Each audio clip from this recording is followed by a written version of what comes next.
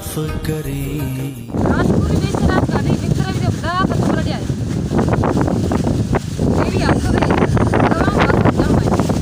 बिस्तरा बजी विया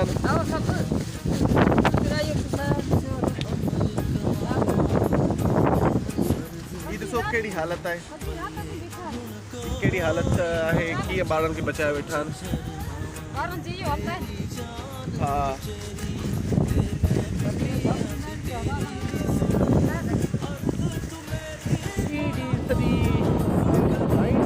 सिर्फ़ु ऐं सिर्फ़ु IDPs आहे, माण्हू मुतासिर आहिनि। बरसाति हिन वक़्तु हले पई ऐं तव्हां ॾिसो पिया कहिड़े तरीक़े सां माण्हू पंहिंजे बचण खे बचाए वेठा आहिनि। हीअ बरसाति हले पई, हीअ तव्हां ॾिसो पिया कीअं पंहिंजे पाण खे बचाइण जी कोशिशि करे रहिया आहिनि। बरसाति हिन वक़्तु हले पई ऐं हीअ अधी वारा ॾिसो पिया हीअ ॿारनि सां गॾु, पंहिंजनि ॿारनि सां गॾु। हीअ हिकिड़ी वॾी अज़ियत जा ॾींहं आहिनि हिन वक़्तु हिननि माण्हुनि जे लाइ, ऐं जेतिरी सपोर्ट थी सघे घटि आहे। हिन वक़्तु आहे, हीअ वक़्तु आहे, हिन में अची असीं थोरो माण्हुनि खे परघोर लहूं। हीअ हिन वक़्तु भिॼनि पिया ऐं तव्हां ॾिसो कंहिं तरीक़े सां ॿार पंहिंजे ॿारनि खे बचाइण जी कोशिशि पिया कनि। अॼु पाणी त कोन थो अचे बाबा?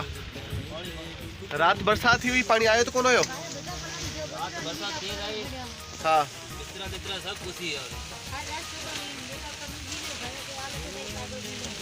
रात कटी है, सॼी रात हली है, मना अञा हले पई मना हवा भी है तेज, मना अजब नंढड़ा ॿार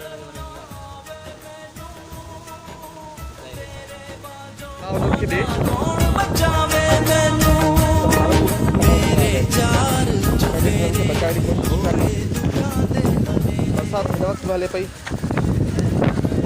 ॾिसो हिन बरसाति में ही झुगियूं जेके हिन मां पाणी क्रॉस थो थी वञे ऐं ही नाकाफ़ी आहिनि। यदि ॾिसो पिया हींअर बि पंहिंजी झुगी खे ठाहे पई, नाकाफ़ी आहिनि। पाणी अलाह हिनखे हिमत ॾे।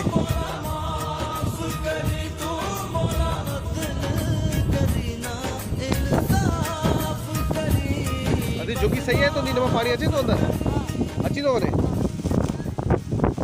ऐं इहे मुख़्तलिफ़ माण्हू आहिनि जिन खे ही फूड डिस्ट्रीब्यूट कयो वियो आहे। न रुगो फूड आहे बल्कि उनखे कपिड़ा बि ॾिना विया आहिनि ऐं इन तरीक़े सां ही हिकिड़ी सपोर्ट आहे जेका थिए पई हिन वक़्तु मीरपुर ख़ास में SROC जी तरफ़ां। So this is good